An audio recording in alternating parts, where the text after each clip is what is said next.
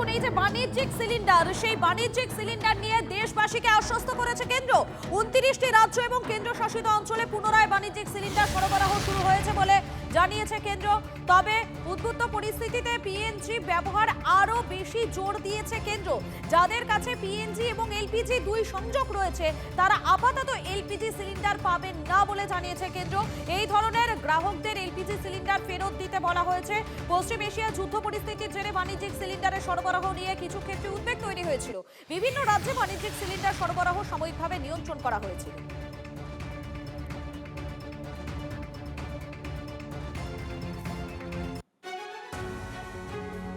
PNG connection থাকলে মিলবে না এলপিজি সিলিন্ডার, ঘোষণা কেন্দ্রের। পেট্রোল ডিজেলের নিয়েও জারি করা নির্দেশিকা। যাদের বাড়িতে দু রকমের কানেকশনই রয়েছে তাদের অবিলম্বে এলপিজি সিলিন্ডার ছাড়তে হবে। তারা নতুন কানেকশন নিতে পারবেন না, নয়া নির্দেশ কেন্দ্রের। পাশাপাশি নতুন করে তারা এলপিজি কানেকশন নিতে বা রিফিল করাতে পারবেন না বলেও জানিয়ে দেওয়া হয়েছে। গ্যাসের সংকটে আজ এবারে কলকাতা পুরসভার ক্যান্টিনে পুরসভার কর্মী সহ প্রত্যেকদিন কয়েকশো মানুষ ক্যান্টিনে খান। রান্নার কাজে প্রতিদিন 3 থেকে 4টি সিলিন্ডার দরকার হয়। বর্তমানে গ্যাসের যে সংকট তাতে এতগুলো সিলিন্ডার মিলবে কিনা তা নিয়ে আশঙ্কায় ক্যান্টিনের কর্মীরা। পরিস্থিতির কথা মাথায় রেখে গ্যাস কম খরচ করতে শুরু করেছেন তারা। মেনুতে কাটছাট করা হয়েছে। এখন থেকে 1 বা 2 পদই রান্না হবে মেনুতে, এবং গ্যাসের যোগান কমে গেলে সেটাও সম্ভব হবে কিনা তা নিয়ে আশঙ্কায় রয়েছেন ক্যান্টিনের কর্মীরা।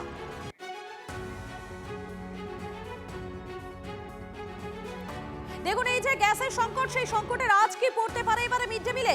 গ্যাস না পেলে মিড ডে মিলের রান্না হবে কি করে, চিন্তায় কলকাতা পুরসভার প্রাথমিক স্কুলগুলির শিক্ষকরা। পুরসভার প্রাথমিক স্কুলগুলিতে প্রত্যেকদিন কয়েকশো পড়ুয়া খাবার খায়। গ্যাস না মিললে শিশুদের মুখে রান্না করা খাবার তুলে দেওয়া সম্ভব হবে না বলে আশঙ্কা শিক্ষক থেকে মিড ডে মিল কর্মীদের। আমি এখন পৌঁছেছি কলকাতা পুরসভার 74 নম্বর ওয়ার্ডের একটি পুরসভার বিদ্যালয়ে, যেখানে প্রাথমিক স্কুলে সেখানে ছোট ছোট শিশুরা খাওয়া দাওয়া করছে। আমার ক্যাম্পাসের মাখন পাত্রকে বলবো ছবিটা দেখাতে, যে মিড ডে মিলের জন্য তাদের মুখে হাসি, কিন্তু চিন্তাও গ্রাস করেছে তাদের পরিজনদের মুখে। এমনকি যারা স্কুল পরিচালনা করছে, যেসব স্কুল শিক্ষক রয়েছেন, কলকাতা পুরসভার যারা শিক্ষা বিভাগের আধিকারিকরা রয়েছেন, তাদের মুখেও চিন্তা।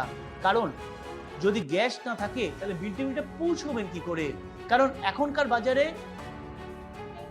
কয়লা, কাঠ দিয়ে রান্না করা সম্ভব নয়। আমি যে ছোট ছোট শিশুগুলো আছে তাদের সঙ্গে কথা বলে নিই। খেতে ভালো লাগছে? রোজ খাও? রোজ আসো স্কুলে? রোজ স্কুলে আসো? খেতে ভালো লাগে? ভাত খেতে ভালো লাগে? কখন খাও? রাতে ভাত খাও? আর এখন ভাত খাও? কোন ক্লাসে পড়ো? 1 এ পড়ো। আর এখন কি খাচ্ছ? ভাত। কি খাচ্ছ? ভাত। ভাত খাচ্ছ? ভাত খেতে ভালো লাগে? রোজ স্কুলে আসো? এই এখন ভাত খাও? রাতে কি ভাত খাও? বর্তমান পরিস্থিতিতে এটা একটা চিন্তা অবশ্যই।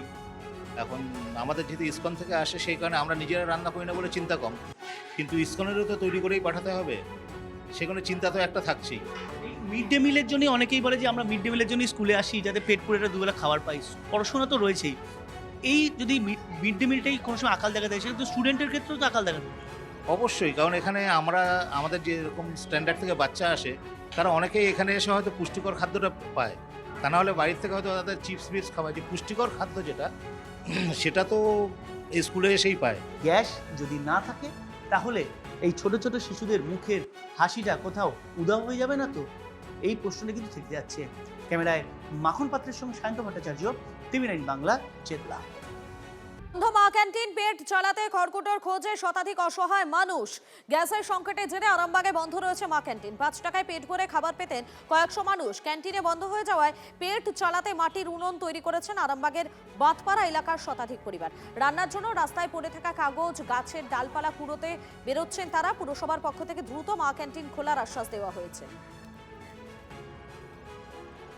অবস্থা মোটেই ভালো না। আলু সিদ্ধ ভাত সেটা তো সব দিন তো খাওয়া যায় না, না জ্বালানি থাকলে করবো কোত্থেকে? বাড়িতে কি গ্যাস নাই? বাড়িতে গ্যাস থাকলে কি হয় এইভাবে করতে হতো? আমাদের গ্যাসের খুব সমস্যা হচ্ছে বলে গ্যাস তুলতে পারছি না। তারপরে এই জ্বালানি পুড়ে এনে রান্না করা হচ্ছে এদিক ওদিক করে। বাড়িতে ছোট ছেলে আছে, খেতে দিতেও ঠিক মতো পাচ্ছি না। হ্যাঁ, খুব সমস্যাই হচ্ছে। মা ক্যান্টিন থেকে খাবার আনতে যাচ্ছিলাম, সেখান থেকেও এখন বন্ধ হয়ে গেছে। এই তো দেখতে পাচ্ছ কাঠের জালে রান্না হচ্ছে, ভবপুরেও ভাত পাইনি। ভবপুরেও রান্না হয়নি।